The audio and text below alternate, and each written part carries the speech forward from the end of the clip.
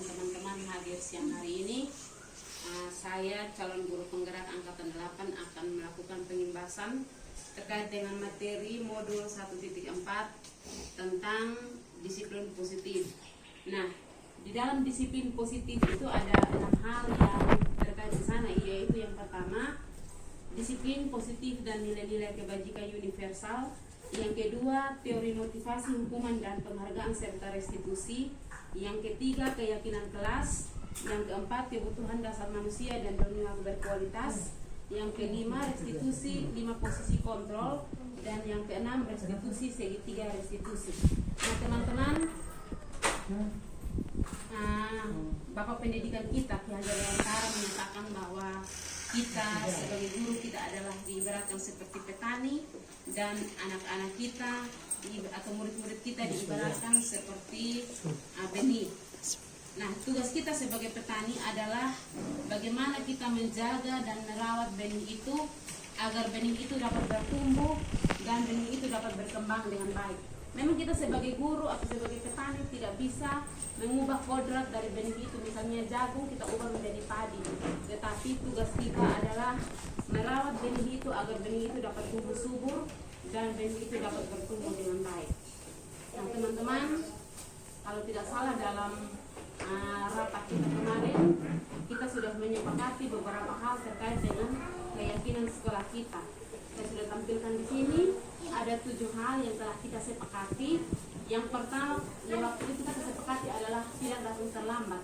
Nah, karena itu merupakan kesepakatan, ketika dituangkan dalam keyakinan sekolah, maka kalimatnya akan menjadi datang sekolah tepat waktu.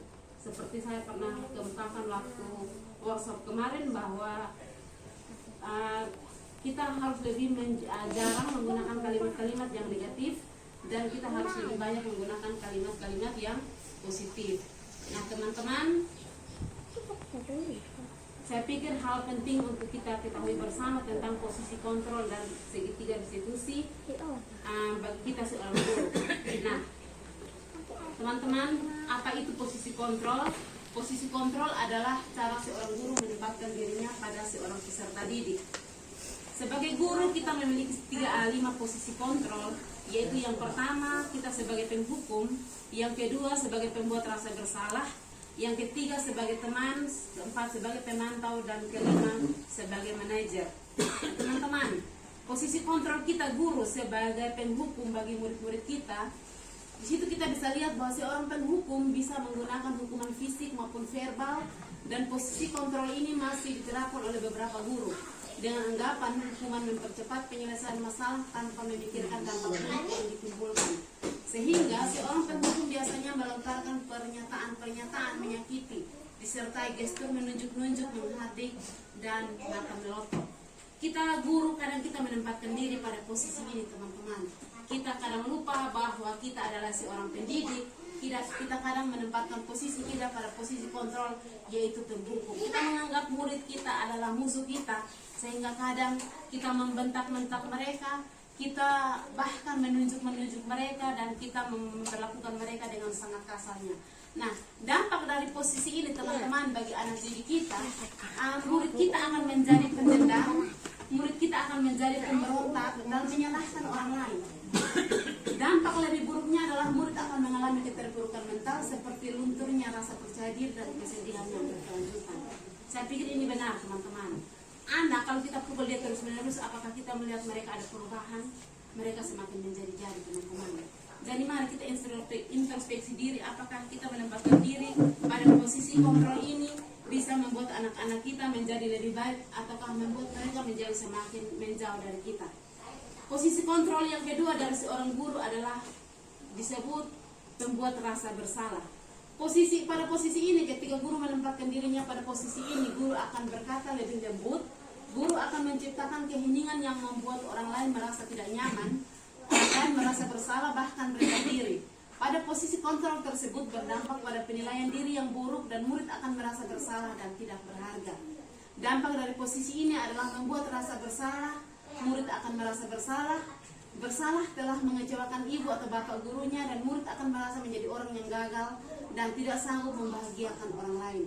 Kadang-kadang sikap seperti ini lebih berbahaya dari sikap penghukum karena emosi akan tertanam rapat di dalam.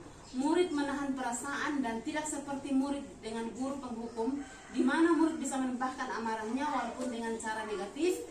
Murid tertekan seperti inilah yang tiba-tiba bisa meletus amarahnya dan bisa menyakiti dirinya sendiri atau orang lain. Ini menjadi bahan refleksi bagi kita semua teman-teman. Kalau tadi posisi kita sebagai penghukum, ada dampak buruknya seperti apa. Sekarang di pembuat rasa bersalah, itu ternyata lebih berbahaya karena murid akan mendendam, tetapi dendamnya itu akan tersimpan dalam suatu ketika. Jika seperti bom waktu dendam itu meledak, maka dia bisa menyakiti dirinya sendiri bahkan juga orang lain. Posisi kontrol yang ketiga dari seorang guru menempatkan dirinya kepada muridnya adalah posisi kontrol sebagai teman. Pada posisi kontrol ini guru tidak akan menyakiti murid, namun akan tetap berupaya mengontrol melalui persuasi. Guru akan bersikap akrab, berkata ramah dengan gestur merapat pada murid dan tersenyum jenaka. Nah, pada posisi kontrol yang ketiga ini yaitu teman, dampak posisi ini bersifat positif dan bersifat negatif. Positifnya adalah bahwa dapat menjalin hubungan baik antara guru dan murid, sedangkan negatifnya akan muncul rasa ketergantungan murid terhadap guru. Di samping itu murid akan merasa dikecewakan apabila suatu saat guru tidak dapat membantunya. Hal lain yang dapat timbul yakni murid akan berlaku baik hanya kepada guru tertentu dan akan berlaku semaunya jika bersama guru lain. Ini posisi kontrol yang ketiga, yaitu sebagai teman. Yang keempat, posisi kontrol sebagai pemantau. Ketika mengawasi, guru bertanggung jawab atas perilaku murid-murid yang diawasinya. Posisi pemantau berdasarkan peraturan-peraturan dan konsekuensi. Dengan menggunakan sanksi atau konsekuensi, guru dapat memisahkan hubungan pribadi dengan murid. Posisi tersebut berawal dari teori stimulus respon yang menunjukkan tanggung jawab guru dalam mengontrol murid. Seorang pemantau sangat mengandalkan perhitungan, catatan, dan data yang dapat digunakan sebagai bukti atas perilaku seseorang. Akibat dari posisi kontrol ini adalah murid memahami sanksi yang harus dijalankan karena telah melanggar salah atau tata tertib peraturan sekolah.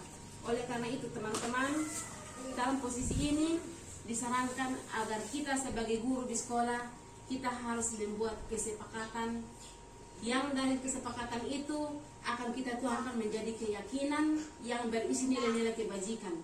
Misalnya kita masuk di kelas, kita buat kesepakatan dengan siswa-siswa kita. Misalnya contohnya kita bersama mereka membuat kesepakatan tidak boleh terlambat mengumpulkan tugas, itu kesepakatan. Lalu kesepakatan itu dituangkan di dalam satu keyakinan, dan keyakinan itu yang akan diyakini oleh murid-murid bahwa tugas tidak boleh terlambat dikumpulkan. Jadi kita dari kalimat negatif itu tidak boleh terlambat mengumpulkan tugas, kita rubah menjadi kalimat positif, kumpul tugas tepat waktu. Nah, ini kesepakatan yang kita bangun menjadi satu keyakinan. Kalau keyakinan itu kita benar-benar tanamkan dalam diri anak-anak kita, maka mereka akan tahu konsekuensinya apa kalau mereka tidak tepat waktu mengumpulkan tugas. Nah, dampak dari posisi kontrol yang keempat ini adalah murid memahami konsekuensi yang harus dijalankan karena telah melanggar salah satu peraturan sekolah. Guru tidak menunjukkan suatu emosi yang berlebihan, menjadi marah atau membuat merasa bersalah. Murid tetap dibuat tidak nyaman, yaitu dengan harus tinggal kelas pada waktu jam istirahat dan mengerjakan tugas. Guru tetap harus memantau murid pada saat mengerjakan tugas di jam istirahat karena murid tidak bisa ditinggal seorang diri. Ini tergantung dari kesepakatan kita dengan anak-anak kita di kelas. Jadi setiap kita wajib membuat kesepakatan kelas yang sebentar akan dituangkan di dalam keyakinan kelas. Jadi diharapkan kita semua bisa buat itu teman-teman, karena ini permintaan dari kurikulum merdeka. Jadi kita harus bisa buat sebelum kita melakukan konsekuensi atau kita menjatuhkan sanksi kepada anak-anak kita, kita harus buat kesepakatan, dan kesepakatan itu harus diyakini oleh mereka, sehingga ketika sebentar mereka melanggar apa yang telah kita sepakati dan kita kasih sanksi, mereka tidak kaget.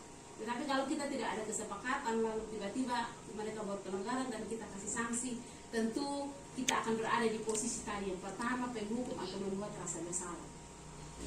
Posisi yang terakhir teman-teman sebagai manajer. Pada posisi ini guru berbuat sesuatu bersama dengan murid, mempersilahkan murid mempertanggungjawabkan perilakunya, mendukung murid agar dapat menemukan solusi atas permasalahannya sendiri. Seorang manajer telah memiliki keterampilan di posisi teman maupun pemantau. Dengan demikian bisa jadi di waktu-waktu tertentu kembali kepada kedua posisi tersebut.